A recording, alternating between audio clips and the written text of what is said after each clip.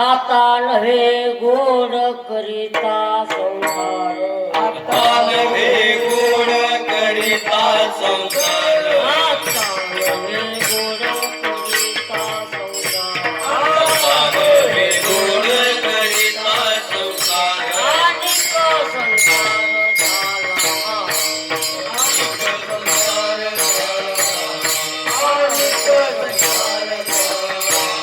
आता नव्हे गोड करिता संसार, आता नव्हे गोड करिता संसार, अनेक संसार झाला, ब्रह्मरसे गेले भरून अंग, ब्रह्मरस गेले भरून अंग, ब्रह्मरसे गेले भरून अंग, आदिल तो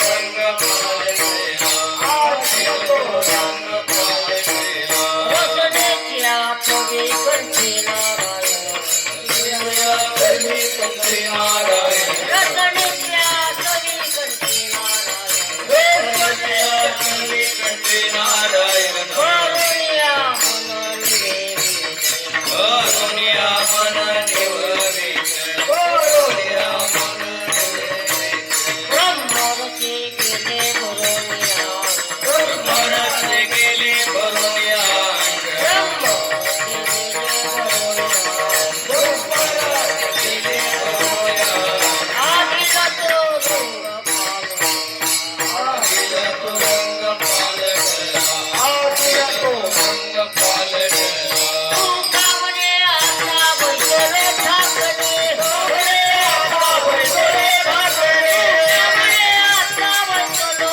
ठाकरे, कामने आता बैसले ठाकरे, इच्छेची धनी पुराणीला, इच्छेची धनी पुराईला, इच्छेची धनी पुराईला, तू कामने आता बैसलो ठाकरे, कामने आता बैसले ठाकरे, कामने आता बैसलो ठाकरे, कामने आता बैसले ठाकरे, इच्छेची धनी पुराणीला, इच्छेची धनी पुराईला, इच्छेची धनी पुराईला, ब्रह्मरसे गेले भरून अंग, ब्रह्मरसे गेले भरून अंग, ब्रह्मरसे गेले भरून अंग, ब्रह्मरसे गेले भरून अंग, आदिल तो रंग पालवेला, आदिल तो रंग पालवेला, आदिल तो रंग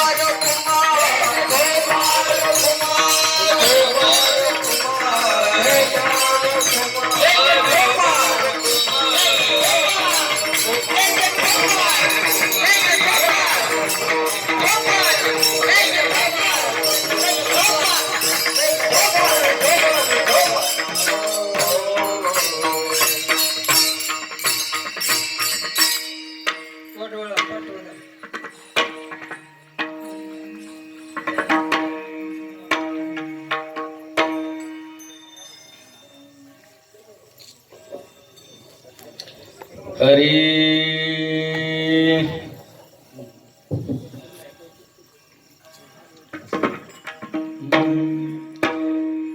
आता नव्हे गोड करिता संसार,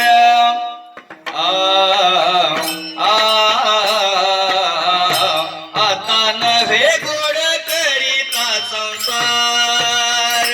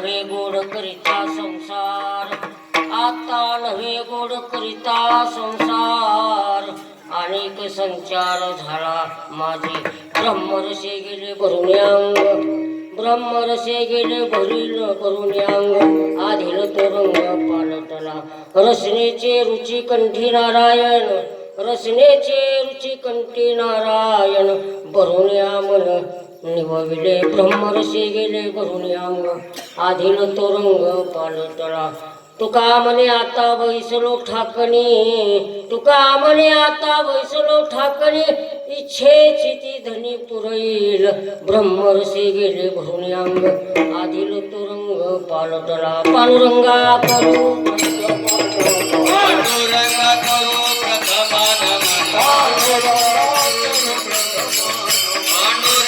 करू प्रथमा नमन,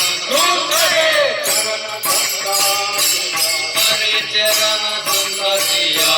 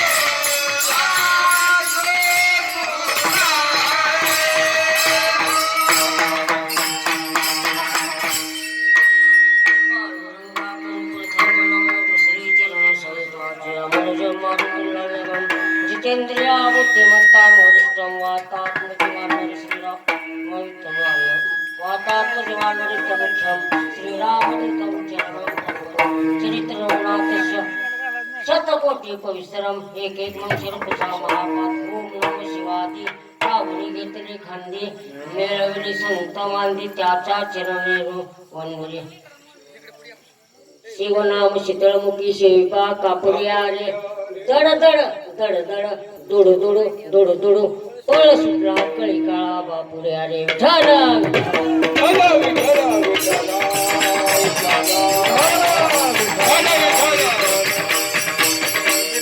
ओम नमो ज्ञानेश्वरा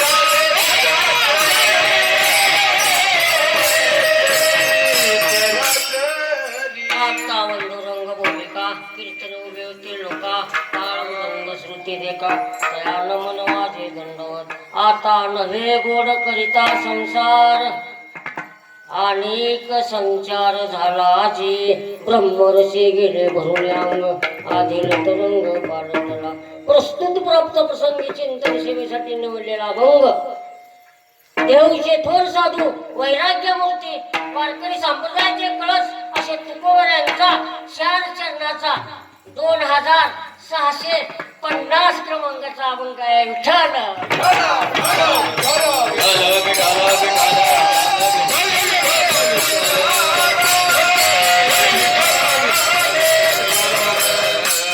आणि हा अभंग स्वतःला प्रचिती आत्मप्रचिती आल्याची त्या ठिकाणी तुकोबऱ्या लोकांना सांगतात.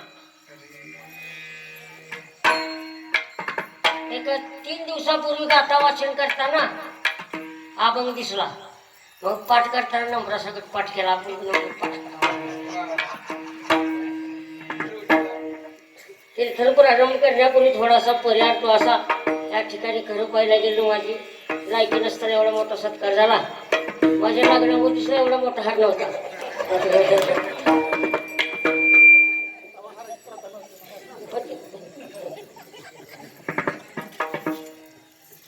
अखंड हरिनाम सप्ताह व ग्रंथराज ज्ञानेश्वरी पारायण सोहळा, गाथा पारायण, प्रवचन, कीर्तन असं पहिल्या तपाकडे वाटचाल करीत करीत करीत चाललेला 97 वर्ष. अतिशय आनंद आहे या ठिकाणी. आनंदाचे डोही आनंद राहिले. आणि अभंग घेण्याचं कारण काय, दररोज त्या ठिकाणी कष्ट करून त्या ठिकाणी करायचं तेव्हा कुठं खायला मिळतं. आता कष्ट न करता मिळालं. पहा, ज्या माऊलीला त्या ठिकाणी मांडा खाण्याची इच्छा झाली आणि मुक्ताबाई त्या ठिकाणी कुंभारवाड्यामध्ये गेली. एक वाकडे तिकडे झालेलं मडकं दिलं. घेऊन येत असताना हिशोबा खेचाऱ्याने ते पण फोडलं. त्या माऊलीला खबर मिळाली नाही त्यावेळेस. आणि आपल्याला दररोज बालाजीचा बेत आहे त्यांच्या नावावर. बरोबर आहे. ज्यांना तुकोबऱ्यांची पत्नी अण्णा करता मेली. बरोबर. एवढं त्या ठिकाणी परिस्थिती त्यांची ना आपलं काय. म्हणून म्हणलं संसार करण्याची त्या ठिकाणी इच्छा कमी झाली. आता नव्हे असं मनामध्ये विचार आला. तुम्ही पण तेच करा. बरीच अशी मुलं आहेत की ज्यांचे लग्न होत नाही. तरी काय आमच्या पार्टीमध्ये असं या ठिकाणी अवस्था काय होती. त्या दिवशी महाराजांनी सांगितलं की तुकोबराया त्यांच्या परंपरेनं 7व्या पिढीमध्ये तुकोबराचा जन्म झाला असं महाराजांनी सांगितलं. नाही, 13व्या तुकोबराय 13वे वंशज होते त्यांचे. विश्वंभर बुवापासून परंपरा आली आणि ती परंपरा तुकोबराया 13व्या परंपरेमध्ये त्यांचा जन्म झाला. आता महाराज म्हणतो ते 7व्या. त्यांना कशाला काय म्हणायचं आपण बोलविलं असते सांगून.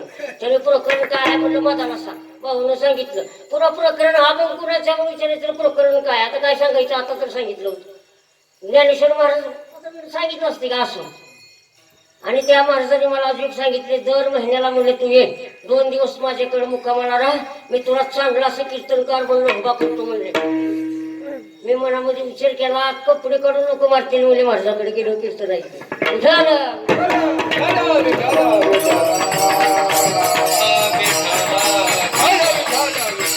आणि तुकोबरायाची वंश परंपरा होती. वंश परंपरेला अतिशय त्या ठिकाणी महत्व आहे का. वंश परंपरा दास मी अंकित. आणि त्यावेळेस तुकोबऱ्यांच्या 13व्या त्या ठिकाणी विश्वंभर बुवानंतर पिढीमध्ये जन्म झाला. जन्म झाल्यानंतर त्यांचे वडील बंधू त्या ठिकाणी काय सांगते. लहान बंधू त्या ठिकाणी काढोबा. पण तुकोबराया सावजी विरक्त होते. त्यांना तीर्थयात्रेची इच्छा असायची. तर सदा त्या तीर्थयात्रेला जायचे. वडिलांनी काय केलं 13 आणि 14 या वर्ष वयामध्ये त्या ठिकाणी 2 लग्न झाले तुकोबरायांचे. पहिल्या पत्नीचं नाव रुक्माई. पण घरकाम करताना त्यांना दमा असल्यामुळे घरकामच होत नव्हतं. दमा होता, रोग होता. आणि मग तुकोबरायाला पुण्याचे त्या ठिकाणी अप्पाजी गुळे नामक त्या ठिकाणी सावकाराची मुलगी दिली. तुकोबरायाची सावकारकी होती आणि लग्न झालं. आणि तुकोबराया 20 वर्षाचे असताना त्या ठिकाणी दुष्काळ पडला. आणि दुष्काळ पडल्यानंतर त्यांनी काय केलं, सगळं आपलं त्या ठिकाणी धान्य पैसा त्या ठिकाणी लोकांना दिला, वह्या नदीमध्ये बुडवून टाकल्या. आणि ज्यावेळेस लोक त्या ठिकाणी तुकाराम शेठ म्हणत होते, पण ज्यावेळेस त्या दुष्काळ पडले द्रव्य नेला मान अशा अवस्था झाली, त्यावेळेस तुकोबरांना किंमत देऊ लागले का हो. पुन्हा पहिली पत्नी गेली, वडील अगोदरच गेले होते, वडील बंधूची त्या ठिकाणी काय पत्नी वारली. आणि असं ज्यावेळेस त्या ठिकाणी क्लेश त्या ठिकाणी तुकोबराला निर्माण झाले, त्यावेळेस तुकोबराने त्या ठिकाणी प्रपंचातून चित्त त्या ठिकाणी थोडं विटलं. आणि तुकोबराय भंडारा डोंगरामध्ये त्या ठिकाणी गेले आणि एका जागेवर बसून 15 दिवस त्या ठिकाणी आत्मचिंतन केलं, भगवंताचं नामचिंतन केलं. किती 15 दिवस. असं खडक वैरागी त्या ठिकाणी स्वीकारावं लागतं, तेव्हा कुठं देव प्राप्त होतो. बरोबर आहे का. आपल्या गावामध्ये आज बरीच लोकसंख्या त्या ठिकाणी कीर्तनाला आनंद आहे दररोजच्या पेक्षा, पण जेवढे लोक आहेत तेवढे त्या ठिकाणी इथे येतात का, येत नाहीत. परंतु इथे येऊन त्या ठिकाणी का तुकोबराया 15 दिवस ज्यावेळेस गोव्यामध्ये थांबले आणि त्यावेळेस भगवंताचं नामचिंतन केलं आणि त्यावेळेस त्या ठिकाणी तुकोबरायाचं जे का त्या ठिकाणी त्यांच्याला आत्मप्रसिद्धी आली, आत्मप्रसिद्धी त्या ठिकाणी आली तुकोबरायांना. आणि तुकोबरायाला त्यावेळेस वाटू लागलं आत्मप्रसिद्धी आली. एक प्रसंग सांगतो तुम्हाला. तुळशीदास महाराज एका बादशाच्या त्या ठिकाणी राज्यामध्ये नोकरीला होते तुळशीदास महाराज. आणि त्यांचं लग्न झालं, परंतु त्या ठिकाणी स्त्री लंपट असल्यामुळं लग्न झाल्यापासून 10 वर्ष तरी बायकोला माहेरी पाठवलंच नव्हतं. 10 वर्ष. आता काय करायचं, जावं पाठवत नाहीत, मुलीला तर माहेरला जावं वाटतं. मग काय केली त्यांनी आयडिया, एके दिवशी त्या ठिकाणी 2 गडी पाठवले तुळशीदास घराकडं आणि सांगितलं की त्या तुळशीदासाची पत्नी होती, म्हणजे तुळशीदासाची सासू अतिशय आजारी, असं खोटं सांगितलं. आणि चल ताबडतोब त्याच दिवशी बादशाह बरोबर ते तुळशीदास महाराज बाहेरगावला निघून गेले होते. आणि ती संधी साधल्यामुळं त्यांच्या पत्नीला खरंच वाटलं, म्हणून ताबडतोब पतीचा विचार न घेता माहेरी निघून गेला. आणि तिथे गेलं तर आई चांगली सुस्थितीत होती. असं कसं म्हणले, तुला नवरा यूज देत नाही ते करायचं काय म्हणून. आणि त्याच दिवशी तुळशीदास महाराज त्या ठिकाणी काय केले, राजाबरोबर त्यांचे कामकाज करून आपल्या गावामध्ये परत आले. घरी पाहिलं तर आपली पत्नी नाही. संध्याकाळची वेळ, ज्या अर्थी 10 वर्ष आपली पत्नी माहेरला पाठवली होती, त्या अर्थी पत्नी नाही म्हणला का गाशा गुंडळा की निघाला सासरवाडीला. त्याच वेळेस रात्री भयंकर मोठा पाऊस पडत होता आणि त्यावेळेस त्या ठिकाणी नदीला पूर आला होता. तो पूर वलांडून त्या ठिकाणी तुळशीदास महाराज त्यांच्या सासरवाडीमध्ये गेले. सासरवाडी श्रीमंत होती, दुसऱ्या मजल्यावर पत्नी झोपली होती आणि त्या दुसऱ्या मजल्यावर त्या ठिकाणी वरती गेले आणि पत्नीला हाक मारली. पत्नी दचकूनच उठली. महाराज म्हणले, तुम्ही तुला कसं आणि वरती कसा आला म्हणले दरवाजा, तू काय म्हणले दोर बांधून ठेवला होता. उजेडाने बघितलं तर साप लोंबत होता. कामा तुरा मुलांच्या. आणि तो सापाला धरून तुळशीदास महाराज त्या ठिकाणी वरती आले.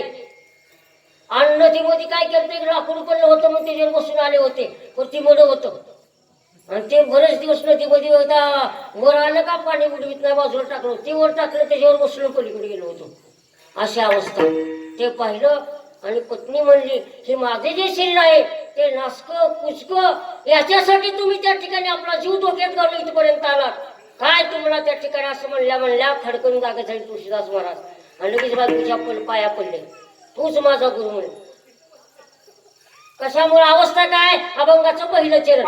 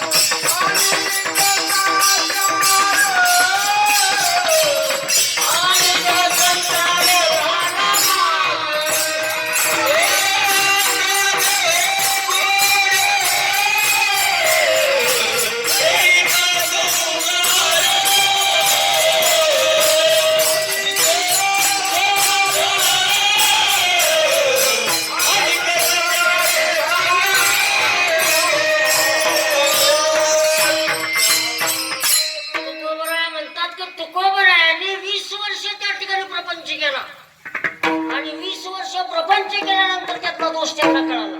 कुठलीही व्यक्ती त्या ठिकाणी त्यातला दोष त्यातलं मर्म कळाल्याशिवाय त्या ठिकाणी त्याच्यापासून असं विभक्त होतच नाही महाराज.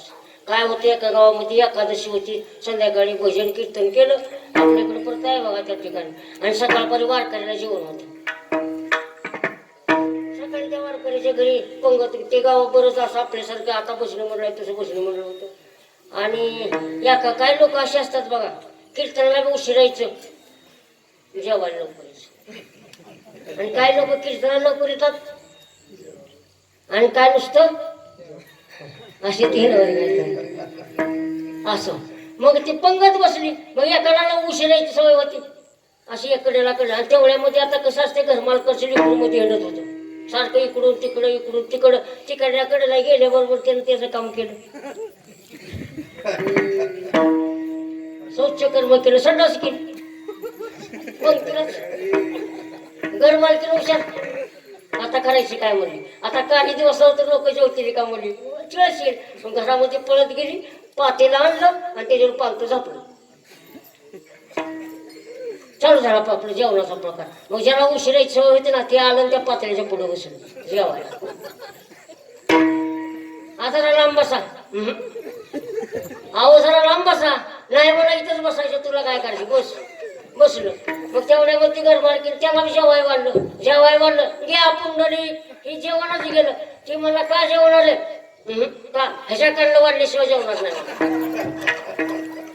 साधं मला झापून चाललं का मला लोकांना, अरे ती खायचं नाही, बरोबर नाही, तेच पाहिजे मला. मग काय केलं, थोडं पातेलं वर केलं आणि त्याला दाखवलं आणि त्यानं बघितलं, तिथं बसलं सुद्धा नाही पडत का, दोष कळाला. जिथपर्यंत त्या ठिकाणी जो दोष आहे, तो दोष तुकोबरायाला 20 वर्ष प्रपंच केला. प्रपंचामध्ये त्या ठिकाणी सुख आहे का हो, अजिबात नाही. तुकोबराय म्हणतात दुःख बांधवाडी आहे आसो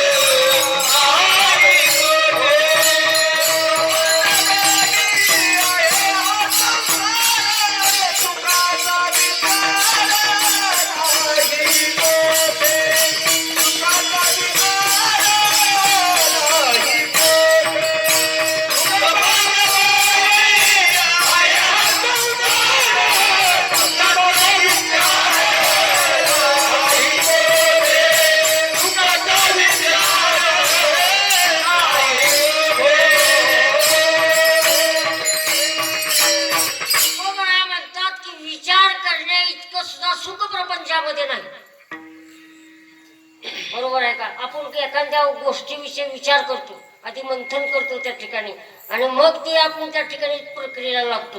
हे आपण केलेलं कार्य बरोबर होईल का, आपल्याकडून काय चुकल, काय शहाण्याचा सल्ला घ्यावा असं म्हणतो. पण तुकोबराय म्हणतात की सुखाचा विचार सुद्धा करण्याची गरज नाही प्रपंचामध्ये, एवढं दुःख मूळ संसार आहे. पण तुकोबराय म्हणतात आता नव्हे गोड करिता संसार, अनेक संचार झाला माझी. काय संचार झाला म्हणजे काय तुकोबराच्या अंगामध्ये आलं का भाऊ, काय शिरलं दुसरं असं.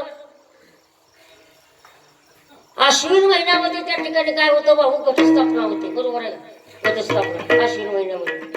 आणि घटस्थापना झाल्यानंतर काय होतं की उत्सव मूर्ती म्हणून देवीची स्थापना करतात. प्रत्येक गावामध्ये, भाऊच्या गावा पण करतात, नाही भाऊ करतात की नाही, भाऊ किती वर्षाला तुम्ही भोजन करता? 40-50 वर्ष. वा, स्वप्नामध्ये देव आला का? नाही. आला असेल का तिथं भोजन केल्यावर? नाही. म्हणून माझा विचार आहे आता नवरात्रीमध्ये पार्टी बदलायची. गार डोंगराची हवा म्हणलं की दिव्यांगा एका गाण्याला अंगात येते 40-50 वर्ष झालं स्वप्नामध्ये नाही. बरोबर आहे का? आणि इथे एका गाण्याला अंगात येते पुन्हा काय बी खा काय बी प्या. हाय का काय बंधन? म्हणून तर भाऊ कधी मग तिकडे जातात अशी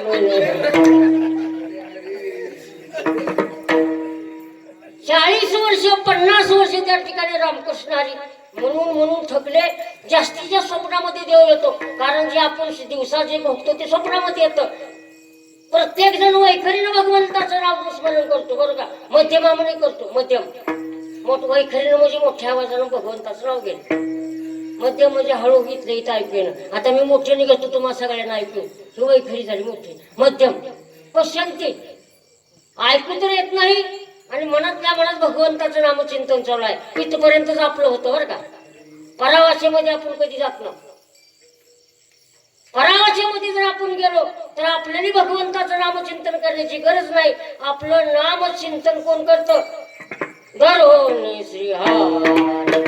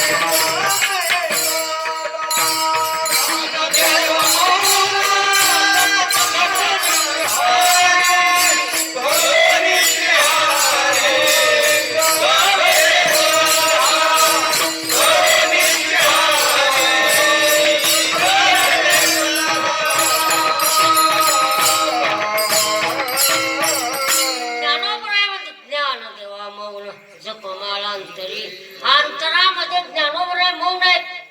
अंतरामध्ये जपमाळ ज्ञानदेवा मौन जपमाळ अंतरी धरून श्री भगवंत त्याचा जप करतो. आपल्या परा वाचेमध्ये जर साधक प्रवेश केला आपण मध्यमापर्यंत जातो. बरोबर आहे का? त्याच्या पुढं जात नाही. आणि इथं एक गाण्याचं कडवं म्हणलं की देवी आता देवी साधे का अनादी निर्गुण प्रगट निर्भवानी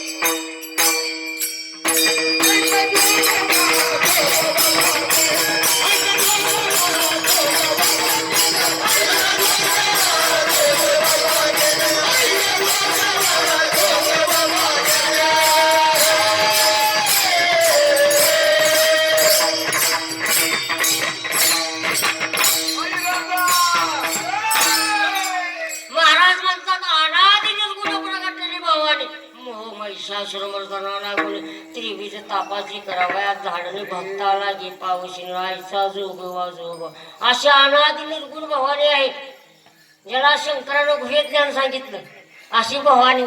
आणि एका कडव्याला इकडे कशाला 40-40 वर्ष वजन करायचं भाऊ असो ते भाऊचे गाव सांगता बरं का आमच्यातलं नाही त्यांच्या गावात चलते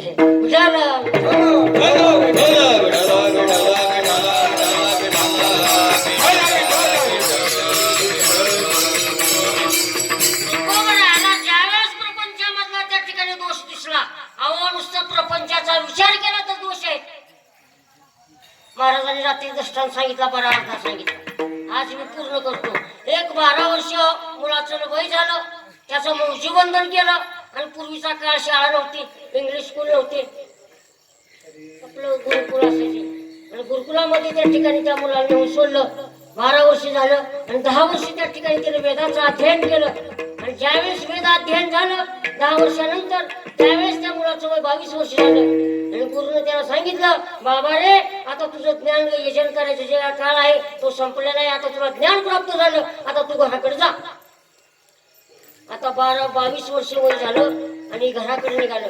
जात असताना एका गावामध्ये त्या ठिकाणी लग्न होतं आणि लग्नामध्ये रुखवत मिरवण्याचा कार्यक्रम होता तवाच्या काळात आता बंद झाला.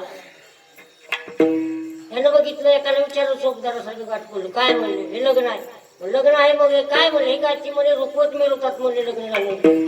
ह्याला वाटलं आता आपलं बी करावं. 22 वर्ष त्या ठिकाणी 10 वर्षी भगवंताच्या आराधनेमध्ये गेले परंतु संसारामध्ये जरा आला बरोबर तर काय म्हणतात आपलं बी करावं. ठीक आहे म्हणला. जात असताना पूर्वीचा काळ पायी गावाकडे जायचं गाव लांब होतं आणि एका गावामध्ये मुक्कामाला थांबला. मग पूर्वीची गावं कशी असायचे जिथं नदी असेल तिथं गाव असायचं पाण्याची सोय जिथं तलाव असेल तिथं गाव असायचं. असंच एका गावामध्ये मुक्कामाला राहिला. गावाच्या कडेला असं तलाव होता आणि तलावावर त्या ठिकाणी धोबी कट्टे बांधलं होतं म्हणजे स्त्रियांना कपडे धुण्यास सकाळी व्यवस्था दररोज असं गाव होतं ते. मग यानं काय केलं इकडं तिकडं पाहिलं आणि त्या धोब्याच्या त्या ठिकाणी ते कट्टेच्या कडेला एक वाटा होता त्या उठीवर झोपलं संध्याकाळी आणि झोपल्यानंतर ह्याला स्वप्न पडलं.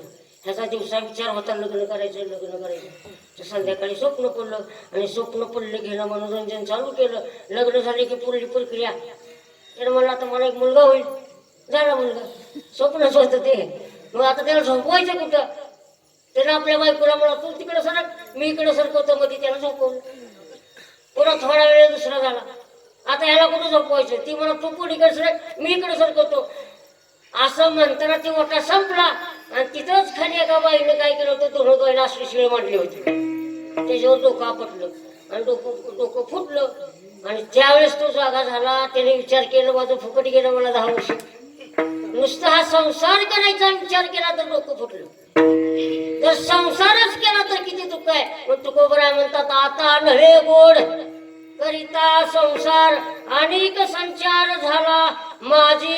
काय संचार तुकोबरायचं ज्यावेळेस त्या ठिकाणी आपल्या शेतामध्ये शेंदळ असतं बघा आणि ते शेंदळ जर हिरवं तोडलं तर ते कसं लागतं गोड लागतं वा म्हणजे चौकदाराने शेंदाड कडू खाली आणि त्यावेळेस जर शेंदाड त्या ठिकाणी जर पिकलं तर पुन्हा कसं होतं पिकली आसे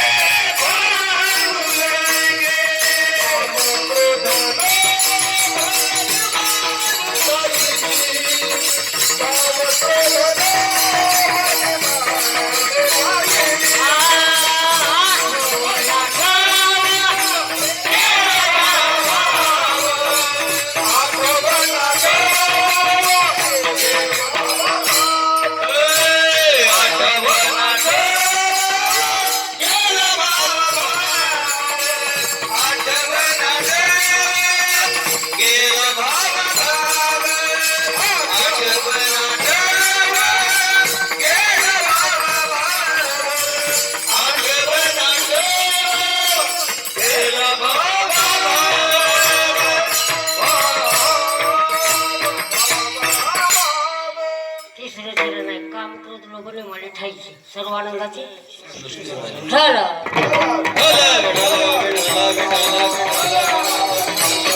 या प्रकारे तुकोबरा म्हणतात की पिकले असे देखडू पण गेले तैसे आम्हा केले पांडुरंग. ज्यावेळेस संसार कडू झाला त्यावेळेस त्याला देव गोड होता. गोड तुझे रूप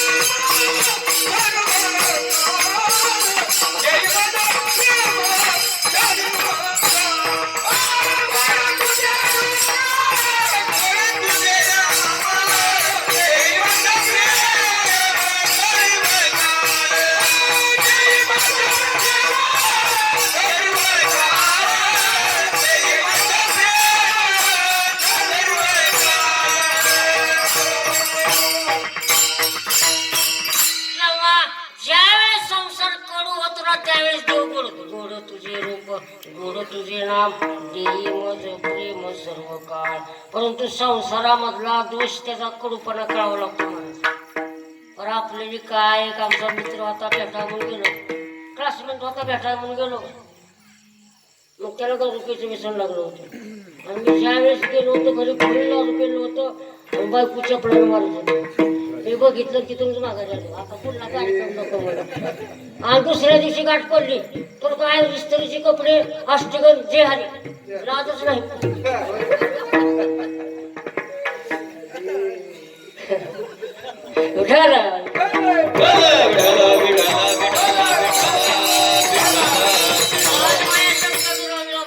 अहो त्या ठिकाणी कारण का संसारामधला दोषच कारण नाही ना. मारल्यावर तर वाचवणे का संसार कळतच नाही त्या ठिकाणी. जिथपर्यंत त्या ठिकाणी संसार कसा आहे बघा. इथं ज्ञानोबरा म्हणतात विषय विषयाचा बडी पाडू गोड परमार तुला घे कडू कडू विषय तो गोडू. इथं उलट आहे आपलं. कारण भगवंतानं मुळामध्ये देह जो दिला ना देवे दिला देह भजना गोमटा तो या झाला फाटा बाजी केला. भगवंतानं मनुष्य जन्म भजन करण्यासाठी दिला, संसार करण्यासाठी नाही. आता संसारी असावं आसवणी नसावं. ज्ञानोबऱ्यासारखा संसार करावा. अवघाची संसार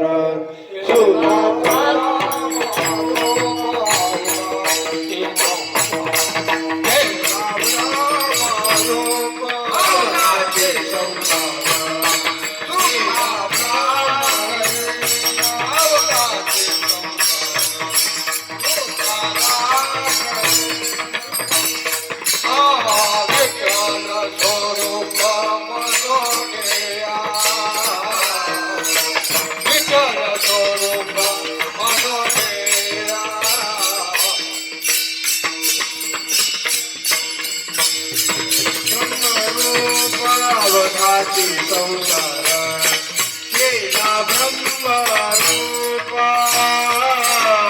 विठ्ठल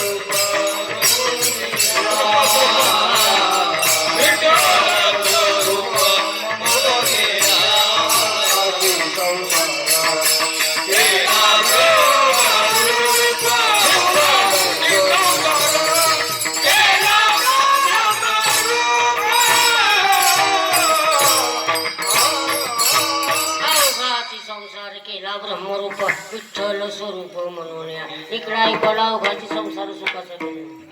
असं नाही. उद्या काय नाही. ठरलं.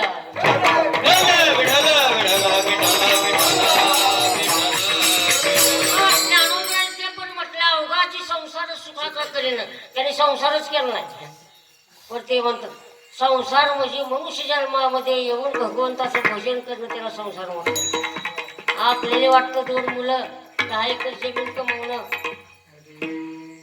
10 एकर जमीन जरी कमवली तर 10 वेळेस लोकांना पट्टीला जावं लागतं दारामध्ये. सप्त्याला वर्गणी त्या सगळ्यापेक्षा कमीच देतं.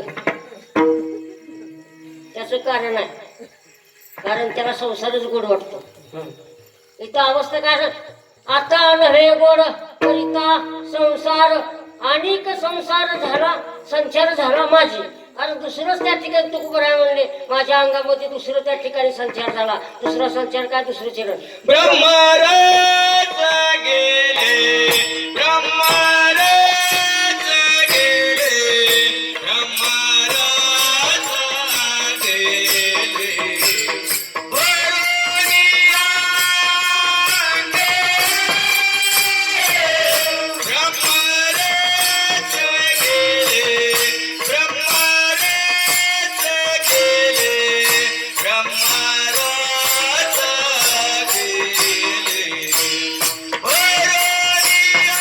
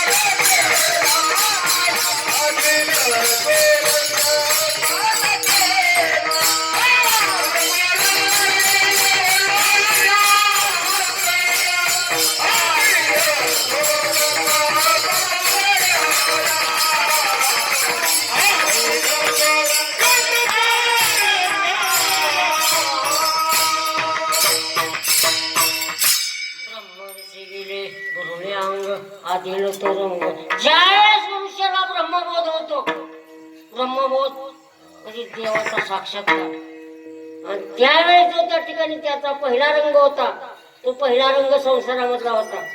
आणि संसारामध्ये रंग माणूस क्षणोक्षणाला रंग बदलतो. क्षणोक्षणाला त्या ठिकाणी रंग, क्षणोक्षणा पारटती रंग, दररोज आता संग तवती होती बादल. अनेक पहिलं काय पहिलं आधी तिच्या तुकडा उठल अनेक रंग, क्षणोक्षणा पारटती रंग, दररोज आता संग तवती होती बादल. म्हणजे क्षणोक्षणाला मनुष्य त्या ठिकाणी संसारामध्ये रंग बदलतो. ती चप्पल घेऊन बाजारला जाते लिहून, ते व्यापारी काय म्हणतात त्याला, दलाल. आणि जनावराची जर भाषा केली तर भाकरी शपथ म्हणते, काय चप्पल असतो इतकं. इथं कोण कंठे काय नाही का उठायला.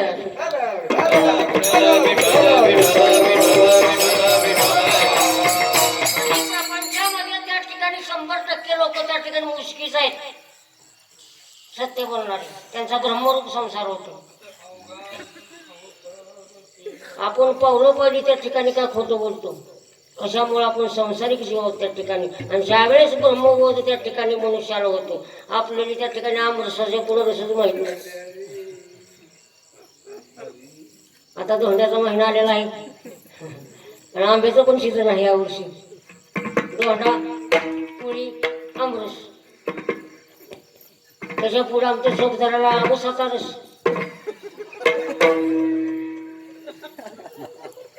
त्याच्या पुढं कुठला रस उठायला.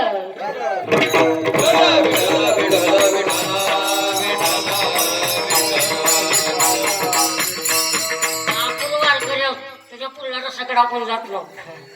आपण उसाच्या आमरसा पसरतो, तिकडे आपण जायचं नाही. असं याच्या पुढला जो का त्या ठिकाणी ब्रह्मरस आहे, ब्रह्मरस घेई काढा ते नेटला वारेल. ब्रह्मरस त्या ठिकाणी प्राप्त झाला पाहिजे, इथपर्यंत भक्ती कराय. बरोबर आहे का?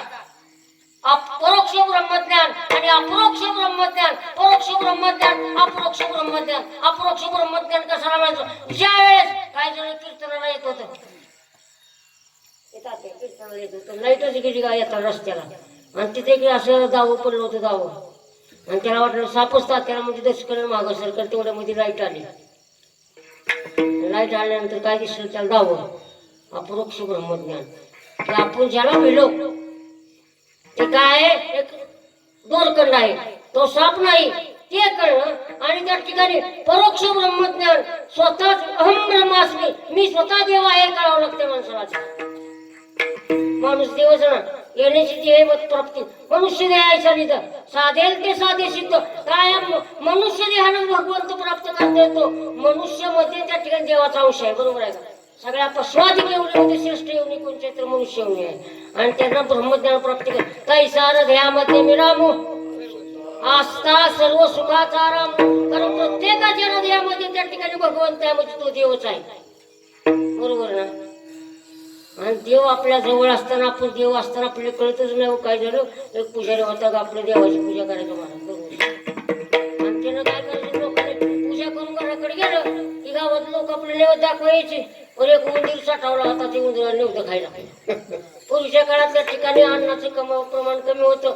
आता नैवेद्य कुत्र्यालाच टाकायचे, लोक कोण खायला गेले. पण त्यावेळेस पुजारी आपला दावडा घेऊन जातो ना घरला, तसं त्याने ते दररोज त्यानं काय करायचं, घरून नुसतं वर्षात 3 नैवेद्य कमीच असायचे, उंदराने घेऊन जायची. इतका त्याला उंदराचा राग यायचा, पण उंदीर सापडायचं नाही. मग एके दिवशी काय केलं, असं करता करता ते देवळामध्ये नैवेद्य घ्यायला आलं. तेवढ्यामध्ये त्या ठिकाणी काय केलं, त्याला मनामध्ये वाटायचं काय दररोज देवाच्या समोर हे उंदीर त्या ठिकाणी नैवेद्य घेऊन जाते, देव काहीच करीत नाही म्हणला, म्हणजे देवापेक्षा उंदीर मोठा म्हणला. म्हणून देवाची पूजा सोडून दिली, उंदराची पूजा चालू केली. ओम उंदराय नमः करून नैवेद्य आणायचा आणि खा म्हणून ठेवून जायचं देवापासून. एके दिवशी करता करता काय झालं, मांजर आलं, तिला उंदीर झाला. म्हणला मांजर मोठं, मांजराची पूजा. परती काय झालं होतं, देऊळ जरा उघडं बघितलं, कुत्री सुकलेली होती नव्हतं खायला. ते कुत्रा देवळामध्ये आलं की मांजर पळून गेलं. मला कुत्रं भेटाय की म्हणलं कुत्र्याची पूजा चालू केलं कुठं बी घरामध्ये कुत्रं देवच की कुत्रं बायकोला नाही घ्यायचं पण ह्याच्या बिळे बिळे गप बसायची कुठं बी झालं कुत्रं तोंड घालायला असते अशी काय कुत्री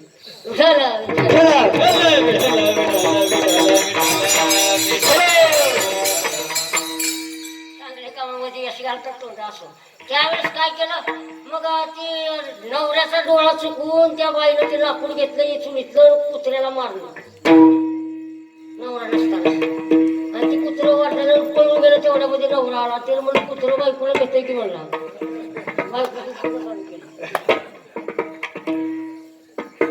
बाया पडायला बायकोला नवत दाखवायला उदबत्ती ओवाळायला आणि एके दिवशी काही काम सांगितलं ऐकलंच नाही मग त्याला राग आला नाही काठी घेतली आणि बायकोच्या अंगावर गेली की बायको पळून गेली आम्हाला बायको मला भीतेच की मला मीच देव आहे झालं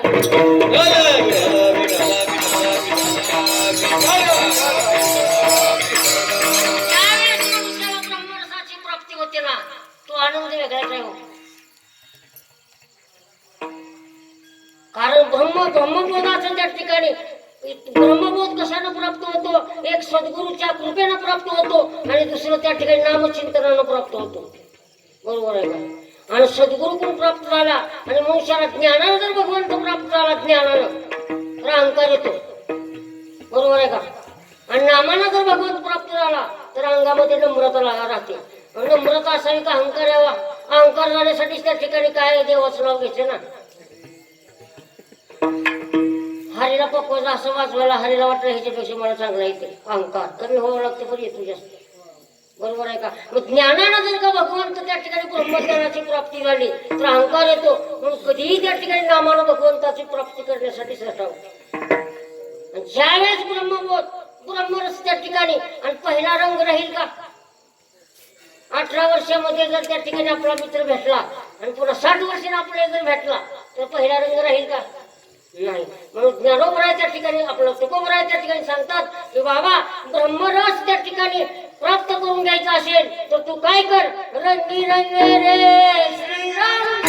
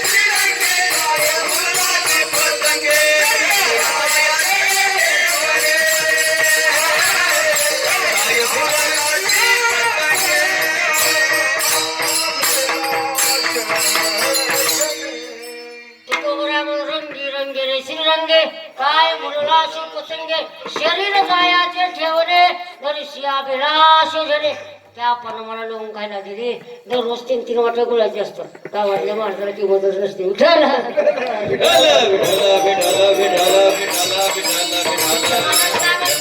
रंगायचं ना भगवंताच्या रंगामध्ये त्या ठिकाणी रंग ब्रह्मरसे गेले भरून अंग आणि ज्यावेळेस ब्रह्मरसानं अंग त्या ठिकाणी भरलं आणि जे मधले जे गुरुदोष होते ते निघून गेले आधीला तो रंग पाला आणि पहिला जो रंग होता ना तो गेला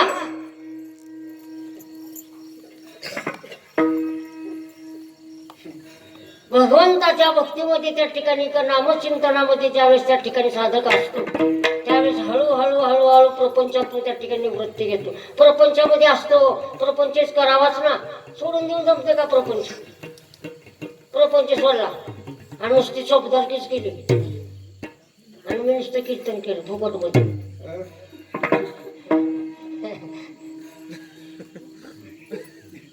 संसार काम करावंच लागतं ना शास्त्र सांगतं धर्म अर्थ काम आणि मोक्ष हे पाहिजेत पैसा लागतोच ना सप्ताह करायची वर्गणी मागायला माझ्या पैसे जायची नाही कशाला सप्ताह करायचा अर्थ लागतो धर्म प्रत्येकाला धर्म असतोच दान धर्म करावं कारण एक उदाहरण सांगतो जाता जाता पुन्हा राग येऊ देऊ नका आपण ज्यावेळेस रोज त्या ठिकाणी सप्ताहामध्ये त्या ठिकाणी जेवायला जातो मी पण जातो तुम्ही जाता सगळे जातो त्यावेळेस आपलं त्या ठिकाणी पोट भरून जेवतो पण जेवणाऱ्याचं मन तृप्त व्हावं का वा ज्यानं जेवण दिलं त्याचं व्हावं कोणाचं तृप्त हो मन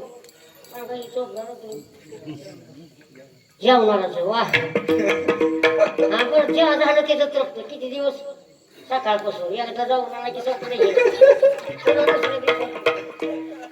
बरोबर आहे पण मन तृप्त कुणाचं होतं वाढणार ज्यानं अन्नदान केलं त्याचं तृप्त होतं आणि ते अखंड राहतं आपलं मन त्या ठिकाणी तृप्त घडीभर होतं पण ज्यानं अन्नदान केलं त्याचं मन तृप्त आयुष्यभर राहतं म्हणून अन्नदान करणारे वा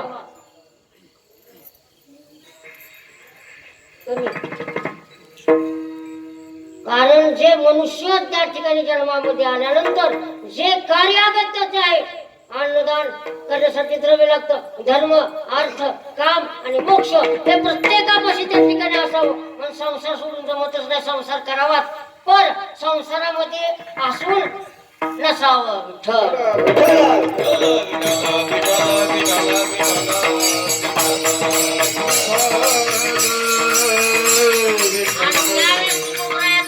स्वतःची परिस्थिती त्या ठिकाणी सांगतात की ब्रह्मरसे गेले वरून अंग आधीला तो रंग पालटला